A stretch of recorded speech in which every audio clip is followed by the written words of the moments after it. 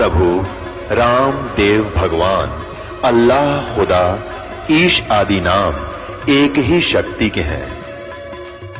वो कैसा है, कहां है, कैसे मिलता है, किसने देखा है?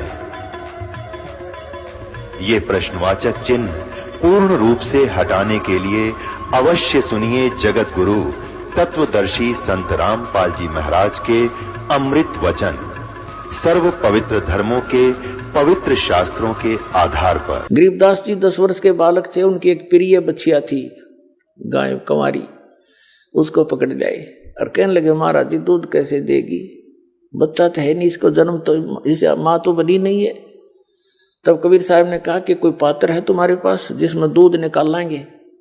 गरीबदास जी लाए एक 5-6 किलो का वो मटका छोटा सा बड़ा बरोला और कहा इसके नीचे रख दे भाई, साफ कर रखे है, कहाँ जी साफ कर रखे, इसके सतन के नीचे कर। गरीबदास जी बालक थे, पकड़ कर बैठ गए न्यू, अब देखेंगे बाबा जी दूध कैसे निकालेगा। परमात्मा ने थपकी मारी बछिया के, लंबे लंबे सतन हो गए और धार चल पड़ी दूध की और पात्र भर के बंद हो गया। अब कबीर साहब को दे दिया, अगले बाबा जी पी लो आप। महाराज जी आधा कबीर परमेश्वर जी ने पी लिया, फिर से छोड़ दिया, अगले बच्चों पी लो, ये अमृत है, यहाँ का नहीं है, ये सतलोक से आया है मेरे गांव तक। इब और पाली थे वो तो उठकर चले गए, कहने लगे तू पता नहीं किस जाति का है हैं, और फिर तने क्या मेरा जादू जंतर करके गुछिया कुंवारी बछिया से दूध निकाल दिया, हम ना पीवा तेरे जादू जंत्र के दूध को। वो तो उठकर चले गए, वहां से स्थान छोड़ गए जहां वो बैठे थे, एक जंडी के नीचे, वो वृक्ष को ही छोड़कर चले गए, दूर जा बैठे। अब गरीबदास जी महाराज वो नेक आत्मा, वो श्रेष्ठ आत्मा जिसके लिए मालिक आए थे, वो बोला ला महाराज जी आपका ये जूठा दूध कद कद मिला, हमने गट गट पी गए, जितना पीना था बाकी रख दिया। अब फिर परमात्मा ने उनको समझाया, बेटा तुम यहाँ के रहने वाले नहीं हो, पूरी सारी ऊपर की जानकारी दी। तब गरीबदास जी ने कहा महाराज ये ज्ञान तो अब आज तक किसी ने बताया नहीं हमारे को। वो स्थान कैसा, जैसे बच्चे की जिज्ञासा बन जाती है प्रबल। तो तब परमात्मा बोले चल मैं ले चलता हूँ। शरीर वहीं रह गया, वो जो ओरिजिनल वस्तु को ऊपर ले गए आत्मा को। सारे ब्रह्मंडों से परिचित कराया, ब्रह्मा विष्णु महेश जी की स्थिति दिखाई, उनके लोक दिखाए, उनसे वार्ता करवाई। यहाँ के न्यायाधीश धर्मराज से मिले जा करके, और धर्मराज करबद्ध होकर के कबीर परमात्मा उस जिद्दा महात्मा के सामने खड़े हो गए। तो गरीबदास साहिब जी देख रहे हैं कि इस बाबा जी में तो बहुत बड़ी शक्ति, यहाँ के भगवान भी हाथ जोड़े, और यहाँ का यो बड़ा अफसर है, यो भी हाथ जोड़ के खड़ा होगा जो लेखा जोखा करता है। फिर सचखंड लेकर गए परमात्मा, ये काल को दिखाया कि देख बेटा यहाँ खाता है 1 लाख जीवों को भून गए, या तपस्या इसकी अरो बैठा वो ब्रह्म सरपुरुष काल जो कहता है मैं कभी किसी के सामने नहीं आता, अपनी योग माया से छुपा रहता हूँ। गीता जी अध्याय नंबर 7 के श्लोक नंबर 24 और 25 में। तब परमात्मा उसके सिर पे पैर रख के उस काल के गरीबदास जी महाराज को ऊपर लेके गए, 11वें द्वार में प्रवेश किया। 11वां द्वार इस अक्षर पुरुष पर ब्रह्म के लोक में प्रवेश करता है, और उसके लोक को पार करके जब 12वां द्वार पार करते हैं तो सतलोक आ जाता है। 12वां द्वार पार करके सतलोक में गरीबदास साहिब जी को परमात्मा लेकर गए। वहां गरीबदास साहिब जी क्या देखते हैं कि वही महात्मा जो नीचे तक गया था उनके साथ है, और ऊपर क्या देखते हैं कि एक बहुत बड़े गुम्बज में बहुत बड़ा मंदिर नुमा गुम्बज है, सुंदर सफेद बहुत लंबा चौड़ा। उसके बीच में एक सिंहासन है, सुंदर सिंहासन, रत्न जड़े हैं सफेद सफेद उसके, और उस पर बहुत सुंदर वस्त्र बिछे हैं। वहां उसके ऊपर परमात्मा विराजमान है। शकल दोनों की एक जैसी है, जो नीचे से गई वो भी और वो बैठे वहां पर। जो सिंहासन पर बैठे थे राजा के समान, ऊपर छतर, सिर पे मुकुट, और उनके एक रोमकूप में करोड़ सूर्य मिला दे, करोड़ चंद्रमा, ऐसी रोशनी थी। अब नीचे से जो वही परमात्मा गए थे जिंदा महात्मा के रूप में गरीबदास साहिब जी को साथ लेकर के, वहां से उठाकर चंवर अपने ही उस दूसरे रूप पर डबल रोल में चंवर करने लगे। गरीबदास जी ने सोचा कि भगवान तो यूं होगा जो तख्त पर बैठा सिंहासन पर विराजमान है, और बाबा जी इसका कोई नौकर होगा। और भाई तो बहुत सुंदर स्थान, यहाँ तो ये शायद कभी देखा ही नहीं हमने। हो यहाँ तो सारे हरे बड़े सुंदर सुंदर वृक्ष हैं, बड़े सदाबहार फल लगे हुए हैं, और भगवान बहुत सुंदर हैं, इसके शरीर में कितना प्रकाश निकल रहा है, नर आकार है, मनुष्य सदृश है। तो फिर क्या होता है कि जो सिंहासन पर विराजमान थे वो परमात्मा, अनंत कोट ब्रह्मांड के स्वामी के सिंहासन पर परमात्मा यानी खुद ओवरऑल कंट्रोलर के रूप में, वासुदेव रूप में विराजमान थे। वो खड़े हुए और नीचे से जिस रूप में जिंदा महात्मा के रूप में परमात्मा थे, वो उस सिंहासन पर विराजमान हो गए, सबके कंट्रोलर के उस सिंहासन पर। और वो तेजों में शरीर खड़ा हो वाला भगवान खड़ा होकर के चंवर करने लगा उस सिंहासन पर विराजमान जिंदा महात्मा के ऊपर, जो नीचे से गए थे। वो तो ऊपर से भी गए थे, नीचे नीचे से ऊपर आए थे। तो गरीबदास जी सोच ही रहे थे कि ये क्या भाई, इस बाबा जी पर भगवान नौकर की तरह सेवा कर रहा है। इतने में क्या देखा कि वो तेजों में शरीर और जिंदा महात्मा यानी कबीर परमात्मा के शरीर में समा गए। ओनली अकेले कबीर परमात्मा, वो जिंदा महात्मा वाला रूप ही अनंत कोट ब्रह्मांड के स्वामी के सिंहासन पर विराजमान थे, यानी वही मालिक हैं। वो डबल रोल कर रहे थे। गरीबदास जी चरणों में गिर गए, हे भगवान आप तो भगवान हो, अरे मुझे बका रहे थे आप बाबा जी नहीं हो, आप परमात्मा हो। इतने में क्या हुआ कि पूरे शरीर का उतना ही नूर हो गया जितना पहले था। जब गरीबदास जी देख रहे हैं चकित हो गए, हे भगवान आप तो बहुत प्रबल शक्ति युक्त हो, मुझे यही रख लो मेरे दाता, वहां ना भेजो गंदे लोक में, वहां तो जन्म और मृत्यु हाहाकार में चाह हुआ दाता, इतना सुंदर लोक यहाँ का। तो परमात्मा ने कहा बेटा तुम वापस जाओ, जब तुम यहाँ थे भक्ति से युक्त थे, आप भक्ति युक्त थे, और वहां जाकर आपने अपनी भक्ति नष्ट कर दी, वो सारा खजाना खत्म कर दिया जो यहां से लेकर गए थे। तुम गलती से गए थे, यहाँ सारी कहानी सृष्टि रचना सुनाई परमात्मा। अब उधर से क्या होता है कि उस देर के बाद 2-3 घंटों के बाद उन दूसरे पालियों ने देखा कि भाई वो गरीबदास बालक कहाँ है, क्योंकि सबकी टर्न आती थी गौओं को घेरने की, क्योंकि किसी की खेती में ना बढ़ जाए खराब करके। तो उनकी अपनी अपनी ड्यूटी होती थी, 1 घंटे किसी की, 1 घंटे उसकी, 1 घंटे इसकी। जब गरीबदास जी का नंबर आया, उसकी बारी आई, तब उसकी खोज हुई कि बोला उसको अपनी पारी पर खड़ा होगा। उसको जाकर देखा कि वो तो बैठा है जैसे महात्मा बैठा कर आसन पद्म लगा के। पहले आवाज लगाई, नहीं बोला, फिर पकड़ के हिलाया तो गिर गया। तब उन्होंने देखा है तो मर गया, हाथ पैर फूल गए उनके। इकलौता पुत्र थे गरीबदास जी अपने माता पिता के, और 12 वर्ष विवाह के बाद हुए थे, बड़ी मुश्किल तय। इकलौते पुत्र इतने बड़े जमींदार के, छोटा सा गांव था छुड़ानी, 40 घर होंगे मुश्किल से होंगे। तो गांव 1.5 किलोमीटर की दूरी पर वो स्थान था जहां परमात्मा मिले थे गरीबदास जी को। गांव छुड़ानी जिला झज्जर हरियाणा में आज भी वो यादगार विद्यमान है। कबलाना गांव से और छुड़ानी गांव को अब तो पक्की सड़क बन गई, पहले कच्चा रास्ता था। उस सीमा के ऊपर थोड़ा सा 1 किला अंदर ने छुड़ानी के खेतों में आज भी वो यादगार बना रखे, एक मंदिर सा बना रखा उन्होंने कि यहाँ परमात्मा आए थे। एक दांडी का वृक्ष था वहां पर, वो आज भी यानी अवशेष बकाया है सच्चाई के। तो गांव भागे आए, गांव वाले लोग फिर 1.5 किलोमीटर गए, देखा बच्चा मरा पड़ा है, उसकी अर्थ तैयार किया, घर लाए, घर से फिर शमशान घाट पर ले गए, फूकण की तैयारी कर दी, चिता पर रख दिया। तो परमात्मा ने कहा बेटा तुम जा, मैं तेरे साथ रहूंगा और भक्ति करना। इस भक्ति की कमाई तय, भक्ति की शक्ति से तुम पुनर्चार्ज होकर के यहां आ सकोगे। और उसके लिए मैं ऐसा मंत्र दूंगा कि एक बार ऐसी विधि बताऊंगा, पर ये अभी डिस्क्लोज ना करना, तू खुद भक्ति करना से। एक सतनाम दूंगा 2 अक्षर का, जिसमें एक ओम मंत्र है, एक गुप्त है, ये दास बताएगा केवल उपदेशी को। तो इसकी एक बार की कमाई तय,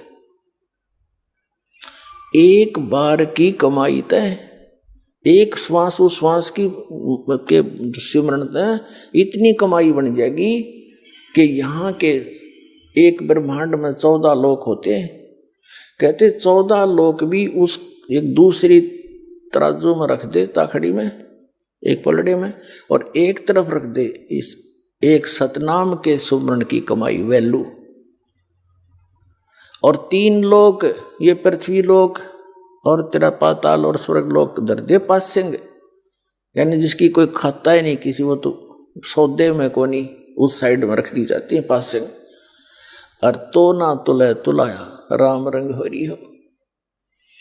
अब गरीबदास जी कहने लगे भगवान जो आपकी आज्ञा, और कहा तुम जाकर समझा जनता को, मेरा गवाह बन बेटा, तेरे भाई बहन वहां कितने कष्ट उठा रहे, सारा जीवन खो देते हैं माया के पीछे, पेट के लिए, जीविका पूरी नहीं होती उनकी। और यदि वो मेरी भक्ति करे तो उनको जीविका भी सुथरी दूं, उनको सुख भी दूं, उनकी आयु भी बढ़ाऊं, काल को निकट नहीं आने दो बेटा, तुम ये सत्कर मान लेना। तो गरीबदास जी तो आंखों देख चुके थे, धर्मराज जैसे खड़े होकर हाथ जोड़े जिस परम पिता के आगे, 3 औरों की औकात उसके सामने क्या बुनियाद। वो पक्के आंखों देखी परमात्मा की महिमा ग्रहण करके और वापस भेज दी वो आत्मा गरीबदास साहिब जी की। जब चिता में अग्नि लगाने की तैयारी थी, इतने में जो बंधन बांध रखे थे अपने आप टूट गए और हलचल हुई शरीर में, एकदम बैठ गए वो 10 वर्ष के बालक। और जिस लोक से आए थे वो यहाँ था ही नहीं, एकदम वो चौर भौर से हो रहे थे कि मैं कहाँ आ गया।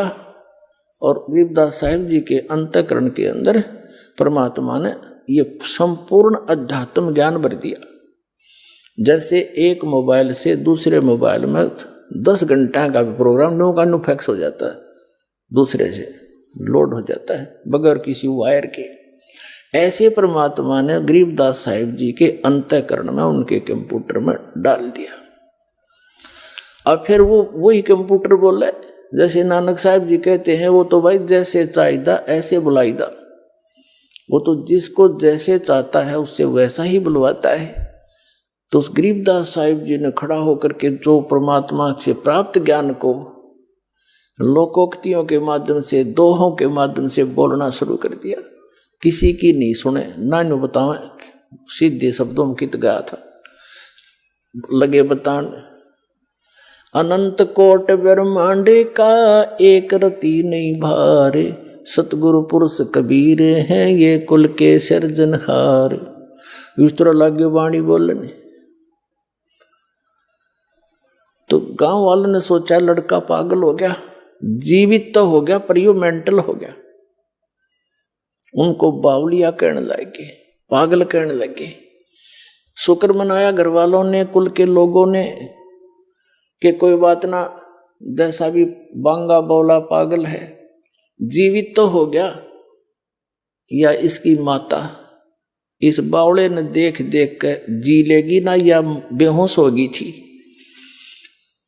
अब वो कहने का भाव ये है, 2-3 वर्ष बीत गए, 3 वर्ष बीत गए। ऐसे ही वो ये वाणी बोल रहे होते हैं, वो गांव वाले उस बात को समझ नहीं पा रहे, ये बोल क्या रहा है। यो सौदा फिर ना ही संतो, यो सौदा फिर ना ही, ये लोहे के साथ आव जाते काया देश राही। 3 लोक और भवन चतुर्दश सब जग सौदे आही, दुगने दुगने करे चौगने किन्हों मोल गवाई।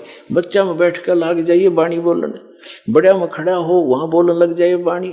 लेकिन सब कहने लगे मेंटल है, इतना बात करो। अरे मेंटल खुद हम, और कह उस भगवान से परिचित आत्मा को मेंटल। हमारी इतनी संकीर्ण बुद्धि है। 3 वर्ष के बाद एक दादू पंथी संत आदरणीय दादू साहेब जी को भी परम अक्षर ब्रह्म कबीर देव जी, कबीर साहेब, वो धानक कबीर गरीबदास साहेब जी को बताया था परमात्मा ने कि बेटा मैं 120 वर्ष बनारस में रह के आया हूं, 120 वर्ष काशी में, और कबीर मेरा नाम है, और वहां जुलाहे के नाम से प्रसिद्ध था। मैं जुलाहा मेरा कर्म था, और मैं प्रत्येक युग में एक लीला ऐसी ही करता हूं कि अपनी पाने के लिए जो क्रियाक्रम उचित है एक भक्त को, और कैसी उसकी रहनी हो, कैसा उसका विचार हो, और कितनी आवश्यकताएं रखे भगत, वो मैं खुद ही पूरी करके आता। एक उदाहरण दे के आता हूं कि यहाँ घने धन की जरूरत की आवश्यकता नहीं। जो भक्ति चाहता है उसने परमात्मा की इच्छा रहनी चाहिए, और जो भगवान से जुड़ गया तो उसको किसी चीज का अभाव रहेगा ही नहीं। समय आने पर सारी पूरी करता है। इसलिए हम भगवान को खोज रहे। कहते कल्पे कारण कौन है, कर सेवा निकाम, और मन इच्छा फल देऊंगा जो पड़े मेरे ते काम। जब भगवान के सतर का काम होगा बेटा, नहीं मैं खड़ा पाऊंगा। तो इस प्रकार सारी कहानी बताई है। तो परमात्मा ने गरीबदास साहिब जी को अपनी सारी महिमा बताई थी। इसी प्रकार आदरणीय दादू साहिब जी भी 8-9 वर्ष के थे, 7-8 वर्ष के, और वो बच्चों में खेल रहे थे अपने गांव से बाहर। वहां परमात्मा आए इसी प्रकार जिंदा महात्मा के रूप में। उनको भी फिर ऐसे ही ज्ञान सुनाने लगे, और बच्चे तो उठ के चले गए, अकेला रह गए। दादू साहेब जी की आत्मा को भी सचखंड लेकर गए, फिर वापस छोड़ा। 3 दिन तक बेहोश रहे थे दादू जी, 3 दिन और 3 रात, फिर छोड़ा वापस। तो दादू साहेब जी ने भी आंखों देखा हाल उस कबीर परमात्मा का, कलम तोड़ महिमा गाई। तो उस दादू पंथ आगे चल के दादू जी का फिर परंपरा चल पड़ती है, जैसे गरीबदास जी की परंपरा चली हुई है। तो उसमें संत परंपरा भी होती है, महंत परंपरा भी होती है, जिसको नाद और बिंद बोलते हैं। तो नाद परंपरा से गोपाल दास नाम के एक साधु थे दादू जी की परंपरा से, और वो वैश्य थे, जाति के बणिये थे। 60-65 साल की उम्र हो गई थी, घर त्याग चुके थे। अपना अंतिम समय परमात्मा के चरणों में बिताने के लिए वो दादू पंथ के ही से दीक्षित होकर फिर भ्रमण करते रहते थे, अपना ज्ञान का प्रचार करते रहते थे। और छुड़ानी के अंदर एक व्यक्ति उनका शिष्य था। वो गोपाल दास जी उस छुड़ाने वाले शिष्य के आगे वहां पर रुक गए, रुका करते 1-2-4 दिन। तो उस छुड़ाने वाले भक्त ने कहा कि महाराज जी, हमारे एक बहुत बड़े जमींदार का लड़का और ऐसे ऐसे पागल हो गया। सारी कथा सुनाई और बताया महाराज जी कहते हैं संत की विद्या को संत ही कैंसिल कर सकता है।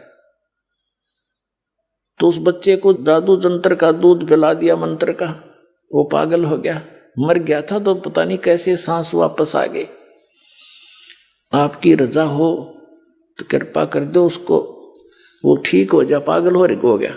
तो उस दादू पंथी संत गोपाल दास ने कहा कि बुलाओ।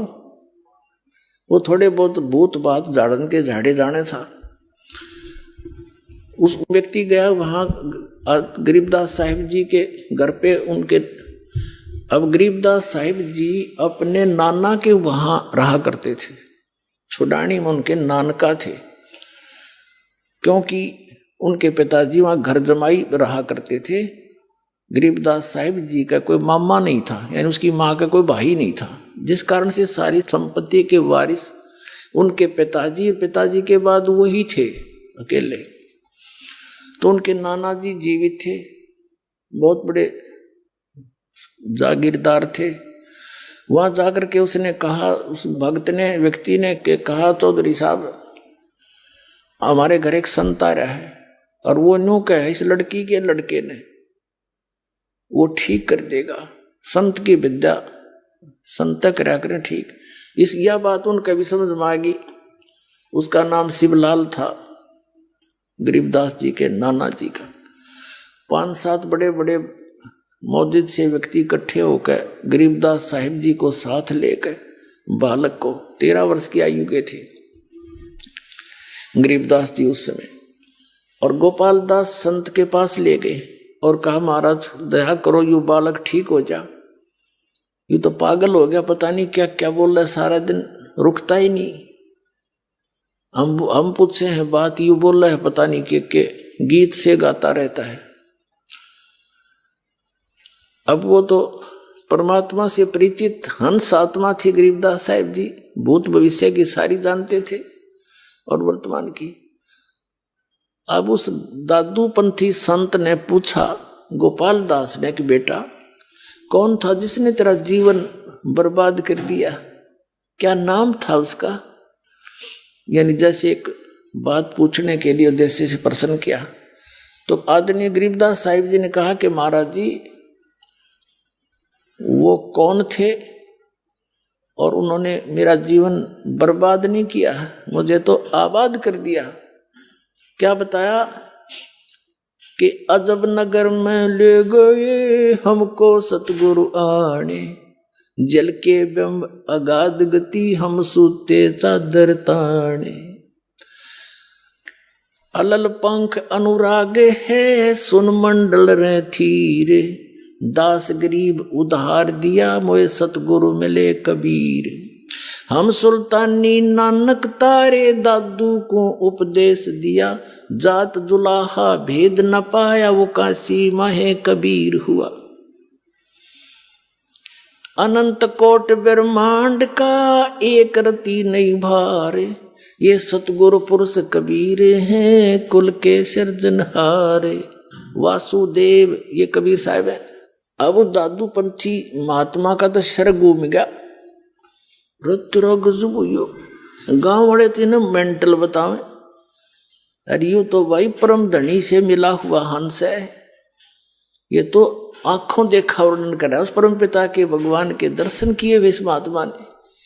ऐसे संत के तो चरण छोड़ने चाहिए। वो 13 वर्ष के बालक की तरफ और 65-60 साल का वो वृद्ध महात्मा और हाथ जोड़ करने बोला, महाराज ये चरणों में झुक के कि यह वाणी लिखवा दो, आप तो यह अमर वाणी लिखवा दो, कलयुग में जीवों के उद्धार के काम आवेगी दाता।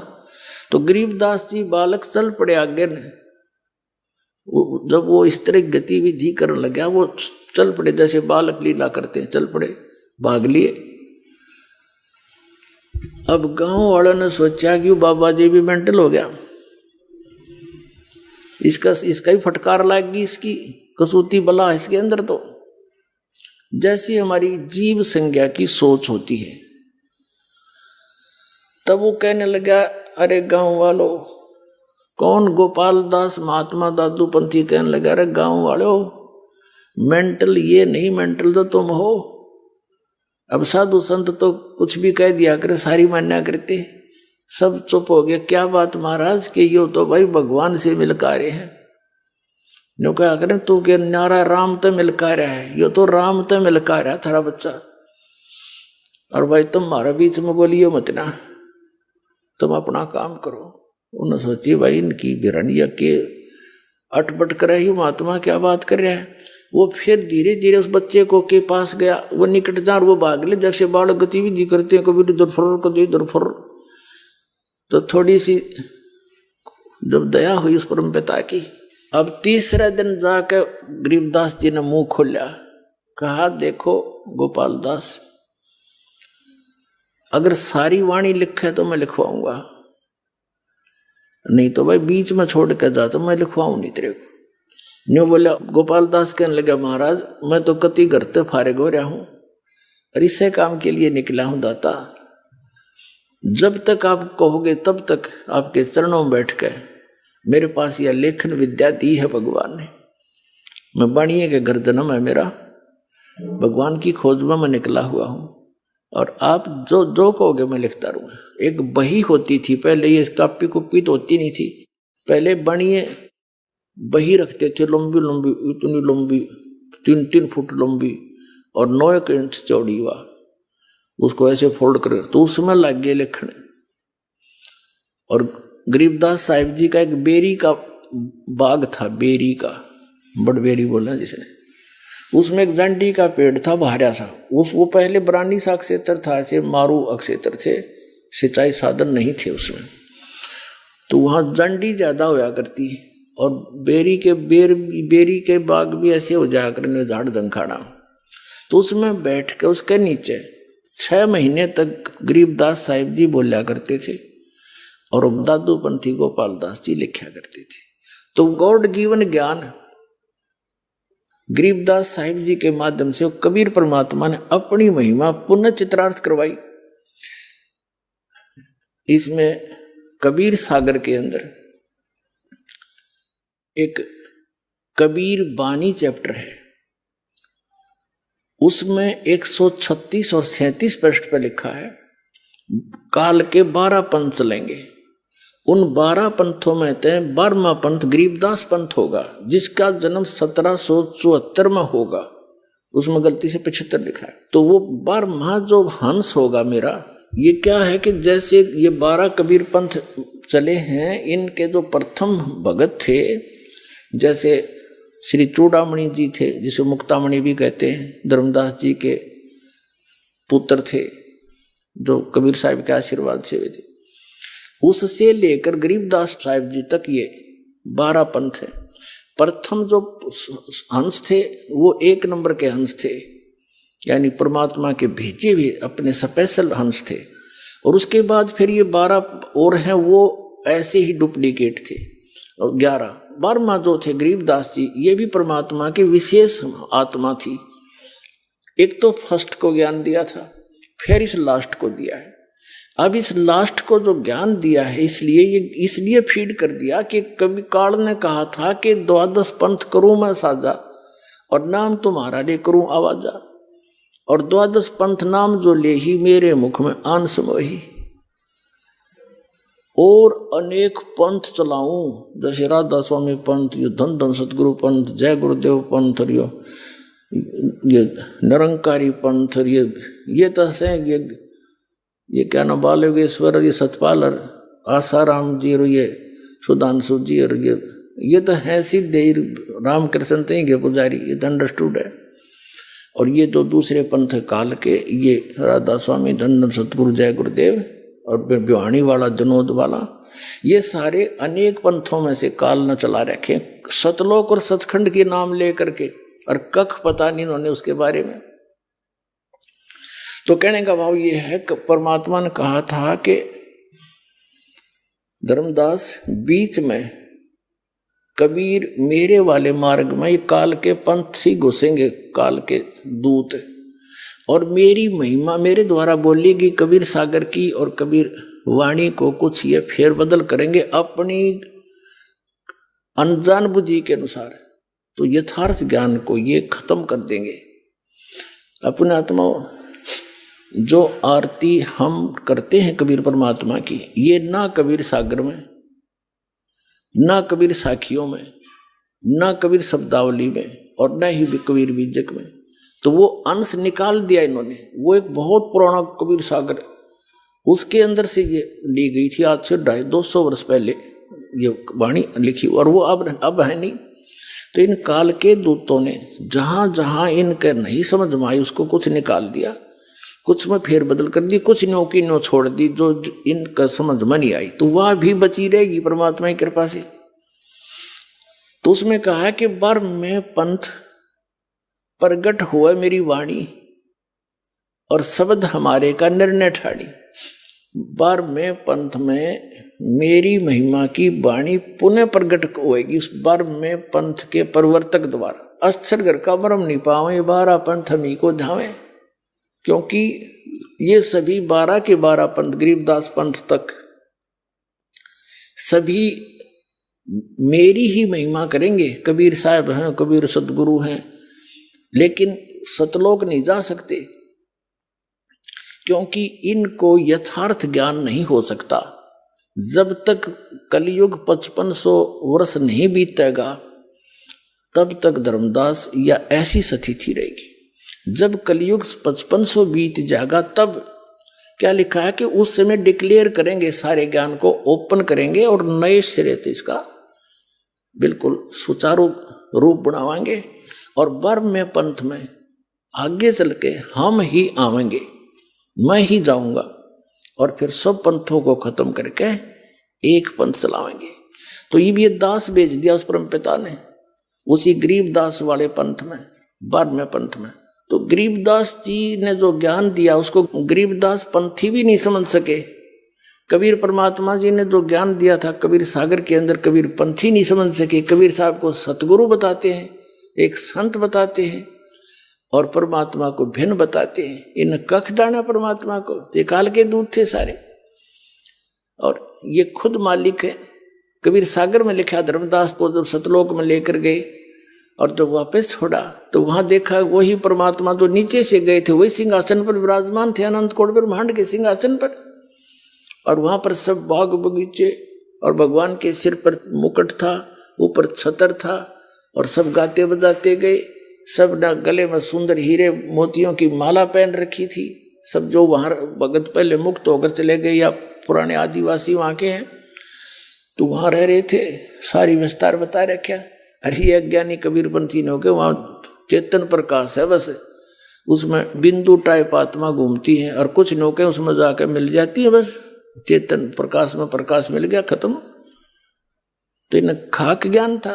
तो परमात्मा ने कहा था बर्म में पंथ प्रगट हो मम्माणी, और बर्म में पंथ हम ही चले आवे आगे चल के, उसमें नहीं क्यों 12 पंथ तक कह दिया कि ये तो स्थिर घर का मर्म नहीं पावे और ये 12 पंथ हम ही को जावे।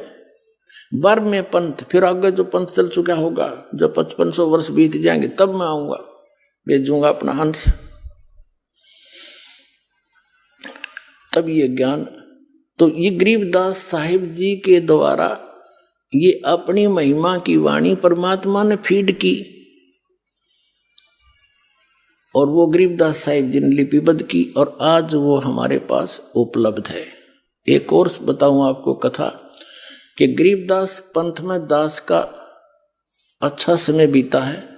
सन 1988 से लेकर 1999 तक गरीबदास पंथ में 11 वर्ष दास रहा। उनके खूब मेहनतों से, संतों से और वहाँ के सबसे मिले। तो वहाँ एक विशेषता थी कि ये सख्त हिदायत थी उनको कि गरीबदास जी महाराज ने जो वाणी बोल रखी है इसमें किसी ने फेरबदल भी कर दी ना, उसको बहुत हानि होगी। एक संत ने ऐसा कर दिया था, कुछ उसमें कुछ ऐसी कड़वी करड़ी बातें लिख रखी थी, उसने निकालने की चेष्टा की थी, उसको अधरंग मार गया। उसका सब कह भय हो गया, उन्होंने नहीं मात्रा भी छेड़ी। फिर ये कारण क्या था कि परमात्मा को पता था काल के दूत गड़बड़ फेर कर देंगे, बनी बनाए काम ने बिगाड़ देंगे। ये 200 वर्ष पहले, 250 वर्ष पहले की बात, सन 1727 में परमात्मा मिले थे गरीबदास साहिब जी को और सन 1730 के अंदर यह वाणी लिपिबद्ध की गई थी। अब लगभग 350 वर्ष हो गए लग। तो उस समय यह लिखी गई, तो अभी तक यह कति सुरक्षित थी और यह नो की नो हमारे पास आएगी। यह वाणी प्लस में परमात्मा के द्वारा इस दास को ने जो लीला की दिखाया, जो दिया ज्ञान, वो और इन महापुरुषों की वाणी और सब सदग्रंथों का एक निष्कर्ष निकाल दिया जो अभी करना था। कहते हैं 9 मन सूत उलझिया, ऋषि रहे जखमार, और सतगुरु ईसा सुलझा दे उलझन दूजी बार। इसी कबीर वाणी में, कबीर सागर के अंदर कबीर वाणी चैप्टर है, एक अध्याय है, उसके 134 पृष्ठ पर कहा है 12 तो ये है 13वां वंश आवेगा। 13वें वंश में ये 12 वंश, 12वें वंश प्रगट हो उजियारा और 13वें वंश मिटे सकल अंधियारा। ये 13वां वंश ये दास है, इस सारा अज्ञान समाप्त कर दिया, प्रत्यक्ष कर दिया।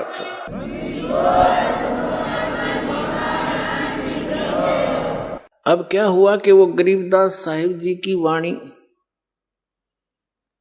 ने लिपिबद्ध करवा दी। गरीबदास साहिब जी प्रचार भी करा करते थे, लेकिन ये सतनाम नहीं देते थे किसी को। स्ट्रिक्ट ऑर्डर था, सख्त हिदायत थी परमात्मा की कि धर्मदास मेरी लाख दुहाई, ये सार नाम की दबार न जाए। सतनाम और सार नाम मूल ज्ञान बार जो पढ़ी, ये बिचली पीढ़ी हंस नहीं तरी। आप उस बिचली पीढ़ी के बच्चे हो, हंस हो, अच्छी आत्मा हो, जो आपके लिए खजाना सुरक्षित रखा था। और अब ये बैन उठाना था, दाता ने पहले कह रखा है कि उस समय पूरे विश्व को सतनाम दूंगा, तब तक इस सतनाम ने गुप्त रखना, नहीं तो काल के दूता का हाथ लग जाएगा और ये नाम यही देने लग जाएंगे। इनके पास वो अधिकार है नहीं, ये नाम देकर भी व्यर्थ कर देंगे जीवन को उन बच्चों का, मेरे आत्माओं का। तो इसलिए कहा था, गरीबदास साहिब जी को भी कहा था कि इसको तुम जाप करना, अपना कल्याण कराओ, लेकिन अभी नहीं बताना, किसी को देना नहीं। गरीबदास साहिब जी को एक परंपरा ये दो दास तक आई है। गरीबदास साहिब जी ने आदरणीय शीतलदास साहिब जी, जो गरीबदास जी के तुरंत नाद के शिष्य बने थे वचन के, उनको दिया था और उसको कहा था ये गुप्त रखना ओनली, और समय आने पर हिदायत दी जाएगी तुम्हें, उसको देना। तो ऐसे चलते चलते ये इस दास के पास आया था। मेरे गुरुदेव ने इस दास के अतिरिक्त ये किसी को सार नाम की छींट भी नहीं लगने दी। सत्कर मानना, जैसे काल ने चाल चली है तो परमात्मा ने भी इसकी चाल को ऐसे ही काटा है। सौछल सीधर मैं करूं अपने जन के काज। तो प्रसंग जो दास आपको क्लियर करना चाह रहा था वो अब प्रारंभ होगा। गरीबदास साहिब जी प्रचार करते थे, ज्ञान सुनाते थे, भक्ति करो भाई, भगवान का नाम लो, परमात्मा की भक्ति करने से लाभ होगा। उनकी वाणी का पाठ उसी के समय में उनके शिष्य करने लग गए थे, हाथ से लिख लिख कर अपने पास लिख लेते थे, किसी से लिखवा लेते थे। जैसे मंगलाचरण और ब्रह्म वेदी जो आप प्रतिदिन नित्य नियम में करते हो, तो एक गरीबदास साहिब जी का चेला शिष्य पंजाब के अंदर चला गया। लुधियाना के पास एक वासियर गांव है, लुधियाना से थोड़ी दूरी पर है, 8-10 किलोमीटर। उस वासियर गांव के बाहर पहले तो पैदल जाया करते थे, कोई रोड राड थे नहीं, ना कोई गाड़ियां थी, पैदल वो चलते फिरते जा रहे थे। रास्ते में रात ने वहां रुक गए, गर्मियों के मौसम था, एक तालाब के किनारे पर रुक गया। तो सुबह नहा धो के उसने सोचा अपना नित्य नियम कर लेता हूं। सुबह सुबह मस्ती में बैठा बैठा अपनी ब्रह्म वेदी पढ़ रहा था। ज्ञान सागर अति उजागर निर्विकार निरंजनम ब्रह्म ज्ञानी महादानी सत्सुक्र दुख बंधनम, ये सारी जोर जोर से लय ला के पढ़ रहा था। तो वहां एक राम राय नाम का एक सिख था, बड़ा, उसकी भी अच्छी जमीन थी, 800-900 एकड़ जमीन का वो किसान था, जमींदार था। और वाणी की इन सिख लोगों के अंदर परमात्मा की वाणी की एक न्यारी कसक है, क्योंकि वहां परंपरा से ही वाणी सुनते और पढ़ाते पढ़ते आए। तो ये वाणी सुनकर वो निकट गया उस भगत के, गरीबदास जी के शिष्य के पास जाकर बैठ गया और वो अपनी वाणी पढ़ता रहा, वो बैठा रहा। जब उसने अपना पूरा नित्य कर्म कर लिया तब उसने कहा कि महाराज, कहा कि हे भक्त, ये किसकी वाणी है, ये किस महापुरुष की वाणी है, इसने तो आत्मा खींच ली मेरी। तो उन्होंने बताया कि ये मेरे पूज्य गुरुदेव गरीबदास साहिब जी की वाणी है। उन्होंने पूछा, उस राम राय ने पूछा, क्या वो संत अभी भी शरीर में है? तो भक्त ने बताया कि जी हाँ, अभी शरीर में है। और वहां छुडानी गांव है एक रोहतक के पास, उसने सारा एड्रेस नोट कर लिया। गांव छुडानी, नाम गरीबदास, ऐसे ऐसे उनके पिता का भी नाम नोट कर लिया। और वैसे तो पता है संत साधु एक ही होते हैं गांव में, एक आधा वेल नोन होते हैं, फिर भी वो वहां से चला। अब दर्शन करने चाहिए इसे महापुरुष के, जो इतनी अमृतवाणी बोली है जिन्होंने। तो वहां गए, जाकर देखा, पूछा भाई छुड़ानी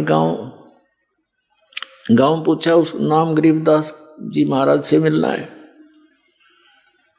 तो क्या करें, घर का जोगी जोगड़ा और बाहर का योगी सिद्ध। तो गांव में इतनी कदर नहीं थी उस, क्योंकि लाल की परख करनी थोड़ी हुआ करें। बाहर के कुछ लोग व्यक्ति 2-4-10 आसपास के गांवों के शेष हुए थे, और उस समय कोई विशेष काम किसानों को होता नहीं था।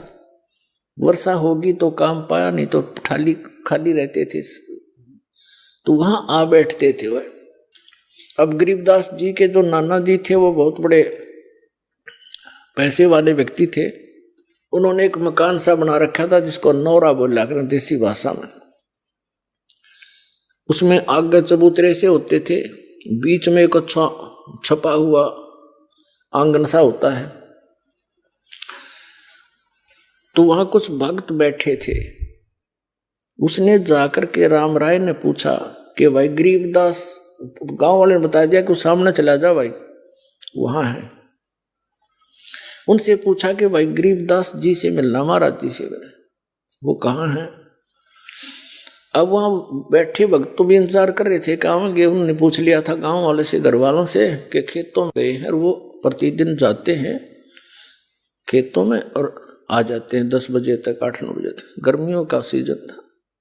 तो उसने सोचा राम राय ने कि इतनी दूर आ गया मैं, 200 किलोमीटर है, और संत के दर्शन करके पानी पीऊंगा। वो कह रहे थे आओ भोजन पालो, चाह पानी पियो, दूध पियो, बैठो। मैं बोला ना, वो है कहाँ, मैं दर्शन करूंगा। तो उन्होंने बता दिया जी इधर उनके खेत हैं, खेतों में सैर सपट्टे को जाते सुबह सुबह, और कब आएंगे क्या पता, संत है, आओ तभी आ जाना, टाइम भी लग जा, उनकी तो मौज है।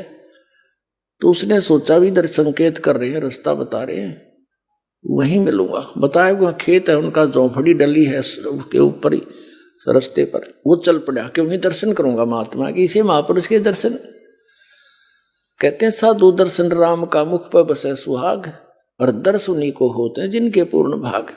कबीर दर्शन राम का साहिब आवे याद, लेखे में वाए गड़ी, बाकी का समय बर्बाद। तो संत की महिमा से जो परिचित होते हैं वही महापुरुषों की कदर किया करते हैं। वो चल पड़ा। उधर से गरीबदास जी किसान थे, खेतों में सैर सपट्टे को घूमने जाते थे, और पशुओं के लिए चारा काट के और ज्वार वगैरह अपने सिर पर ऐसे रख के लाते थे, बरोटा कहते हैं हमारी सिर। वो चारे का बंडल सा ज्वार का सिर पहले आने लग रहे बरोटा।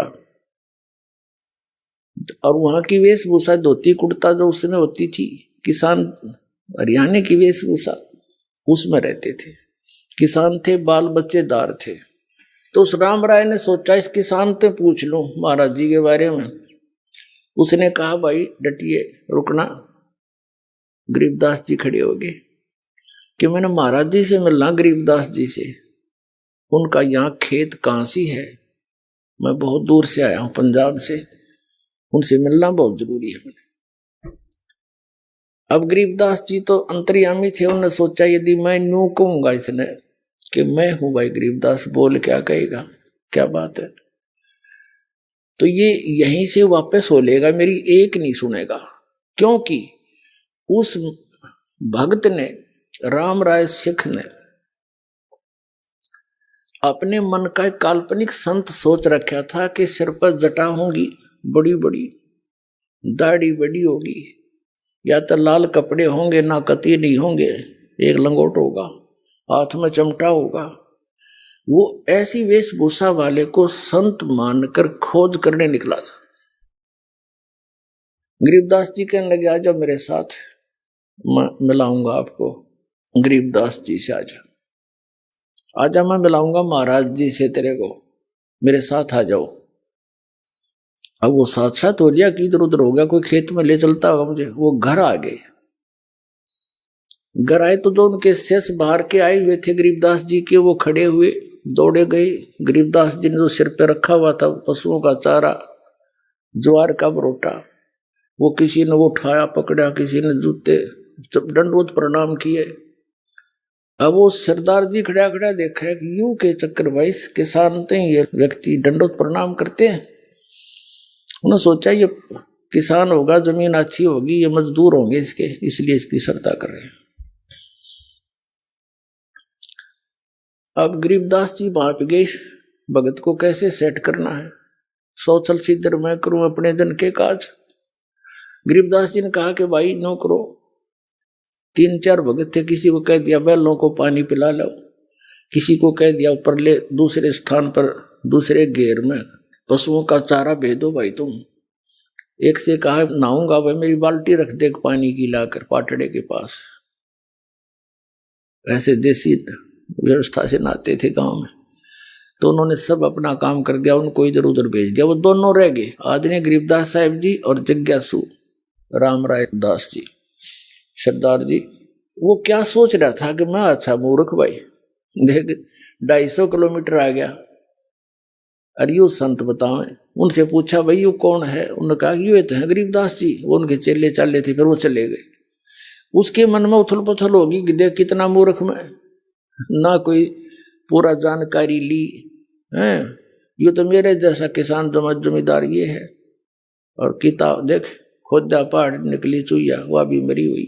आइए अब हम उन श्रद्धालुओं के अनुभव जानते हैं जो जगत गुरु तत्वदर्शी संत रामपाल जी महाराज जी से दीक्षा प्राप्त कर चुके हैं तथा उनके द्वारा बताए गए भक्ति मार्ग पर चल रहे हैं।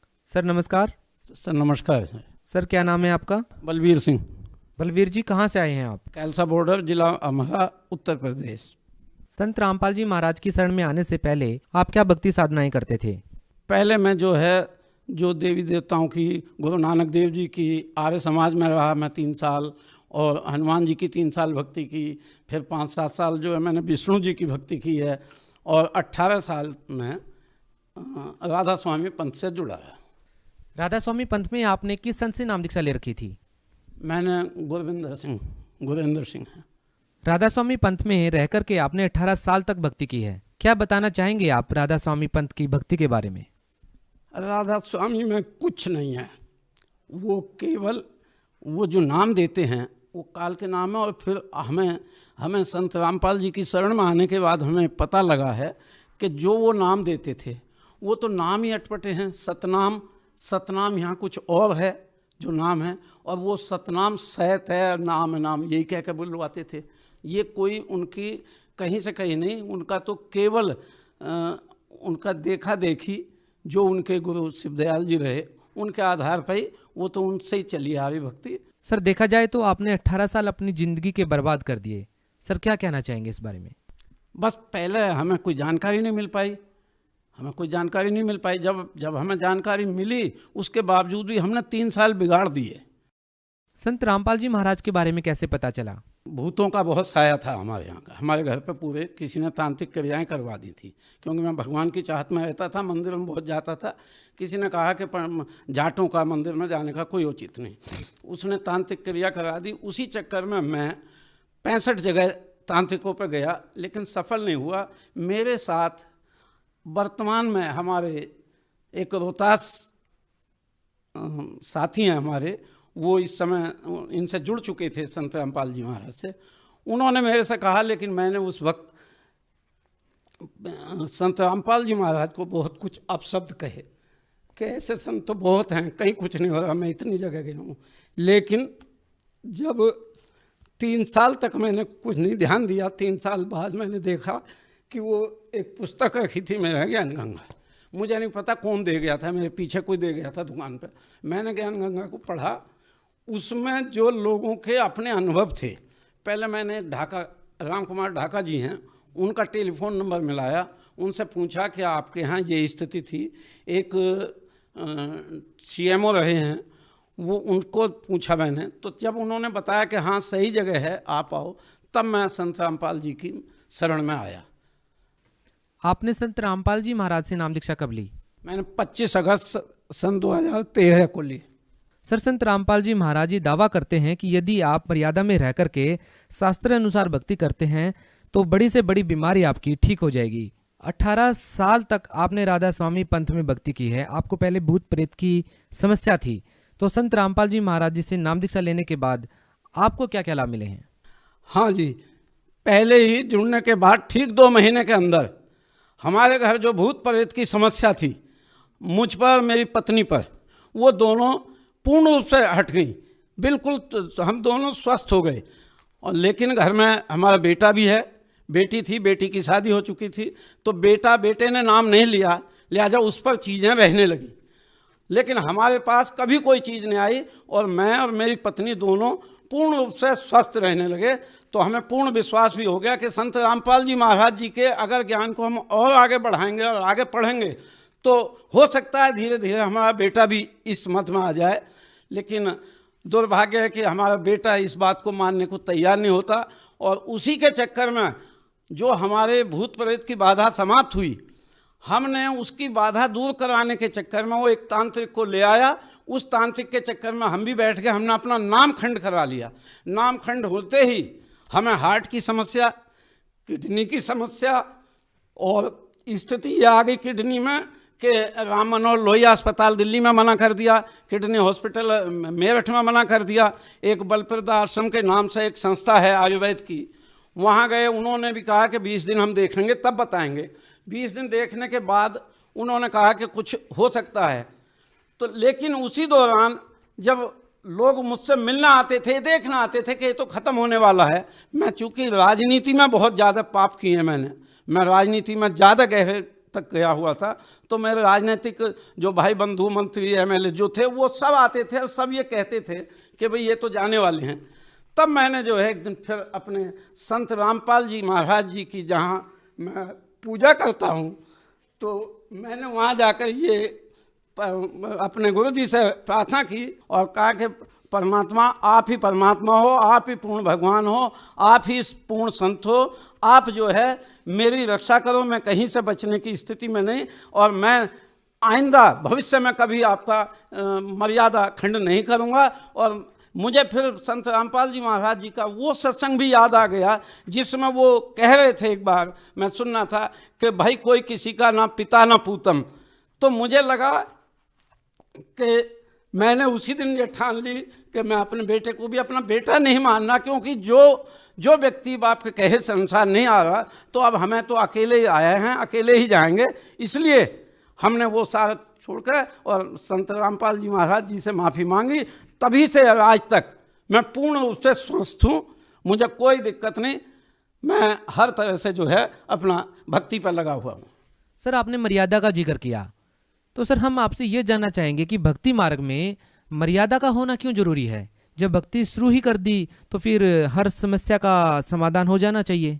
संत रामपाल जी महाराज जी द्वारा जो मर्यादाएं स्थापित की गई हैं, उन मर्यादाओं का साक्षात रूप से मैं आपके सामने उदाहरण हूँ। मैंने जरा सी मर्यादा तोड़ी तो मर्यादा टूटने से मुझे कितनी विपत्तियाँ आई। इसलिए मर्यादा तो बहुत महत्वपूर्ण चीज़ है। मर्यादा तो आप राम पुरुषोत्तम राम जी की पत्नी सीता जी ने जब वो वनवास काट रहे थे, तो उस समय वो एक रावण ने उनका अपहरण करने के उद्देश्य से एक हिरण का रूप बनाकर, और वो सुंदर हिरण बनाकर भाग लिया, जिसको सीता जी ने कहा था कि आप इसे मुझे जिंदा लेकर आइए।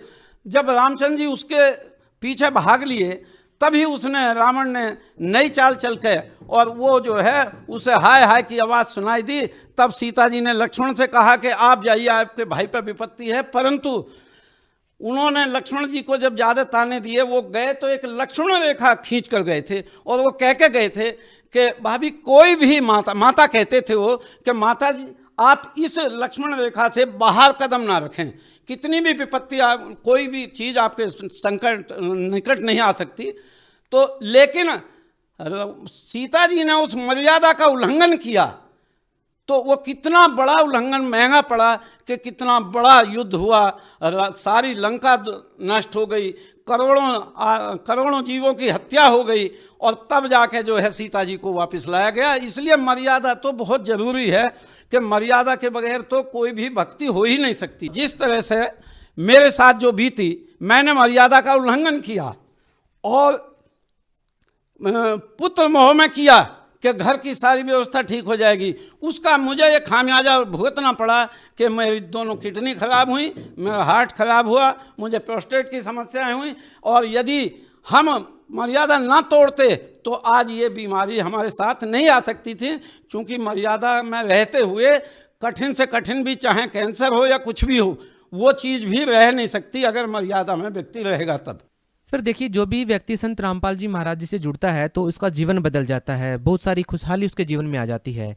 आपने संत रामपाल जी महाराज जी से जब नाम दीक्षा ली तो आपकी भूत प्रेत की जो बाधा थी वो ठीक हो गई, आपकी जो किडनी की समस्या थी वो ठीक हो गई। इसके अलावा संत रामपाल जी महाराज से जुड़ने के बाद आपको क्या लाभ मिले? हाँ जी, सबसे पहला लाभ तो ये है कि मुझे भगवान की चाह थी और वो भगवान साक्षात मुझे मिले। दूसरी, मेरी आर्थिक स्थिति उस वक्त तक ये थी कि मैं इस स्थिति में था कि यदि मैं अपना अमरा को भी जाता था, मेरी जेब में 10 रुपये भी नहीं होते थे और मैं पैदल ही वहाँ से वापस आता था, सवारी पे भी नहीं बैठता था। लेकिन आज मेरी खेती है, खेती से भी मुझे जहाँ 50,000 की आमदनी पूरे साल में होती थी, वहाँ 2013 में नाम लेते ही परमात्मा ने 2 लाख और 2.5 लाख रुपये देने चालू कर दिए। ज़मीन उतनी है, फसल में वही उगाता हूँ, लेकिन मुझे नहीं पता कहाँ से। और जो भी चीज़ मैं चाहता हूँ, जिस क्षण चाहता हूँ, परमात्मा मेरी ये मदद करना गुरु महाराज, तो मेरी वो मदद होती है 100%, लेकिन होगी मर्यादा में है, ये मेरा कहना। सर, संत रामपाल जी महाराज जी से नाम दीक्षा लेने के बाद आपका पूरा जीवन ही बदल गया है, आपको बहुत सारे लाभ मिले हैं, भूत प्रेत जैसी जो समस्याएं थी वो आपकी ठीक हो गई हैं। सर, आप उन लोगों को क्या कहना चाहेंगे जो भूत प्रेत जैसी समस्याओं से पीड़ित हैं, जो और भी अन्य बीमारियों से पीड़ित हैं, आप उन लोगों को क्या संदेश देना चाहेंगे? देखिए, जो मैं तो भक्त समाज से ये कहना चाहता हूँ, यही संदेश देना चाहता हूँ, पहले इस समय शिक्षा महत्वपूर्ण है और ये कलयुग चल रहा है, चौथा युग है। इस समय हमें शिक्षा पूर्ण रूप से मिली हुई है, हम शिक्षा ग्रहण करें। शिक्षा ग्रहण करके अगर कोई दूसरी जगह भी जुड़े हुए हैं लोग, पहले उनका ज्ञान भी पढ़ें और हमारे संत रामपाल जी महाराज जी का ज्ञान पढ़ें। दोनों में भिन्नता, साफ अंतर आ जाएगी, क्योंकि हमारे वेदों, शास्त्रों, पुराणों में सब कुछ स्पष्ट लिखा है। केवल हमारे धर्म गुरुओं ने कभी हमें जो है वहाँ तक पहुँचने नहीं दिया। तो हम पढ़े लिखे समाज हैं, हम ये चाहते हैं कि आप पढ़कर इधर आइए, संत रामपाल जी महाराज जी से जुड़िए। और जो भी भूत प्रेत की बाधा तो ये ऐसी है कि नाम लेते ही आपकी तुरंत भाग जाएगी। उसके बाद मर्यादाओं का पालन करते हुए अगर आपका पूरा परिवार, मैं इस बात को बहुत गारंटी के साथ कह सकता हूँ, यदि आपका पूरा परिवार नामदानी होगा और मर्यादा का पालन करेगा तो निश्चित रूप से उस घर में बहुत अच्छी शांति, उस घर का बहुत विकास, उस घर के लिए सारी सुविधाएं परमात्मा तुरंत उपलब्ध करा देगा। लेकिन मर्यादा बहुत जरूरी है। सर, संत रामपाल जी महाराज जी से नाम दीक्षा कैसे ले सकते हैं? देखिए, संत रामपाल जी महाराज जी से नाम लेने के लिए संत रामपाल जी महाराज जी के नाम से एक ऐप चल रहा है। सोशल मीडिया में बहुत चीज़ें हैं, यूट्यूब पर आप देख सकते हैं, उनके सत्संग आते हैं।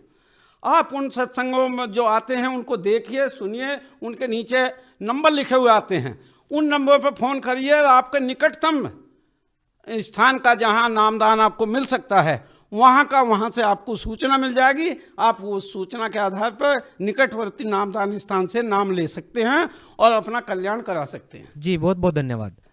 धन्यवाद सर।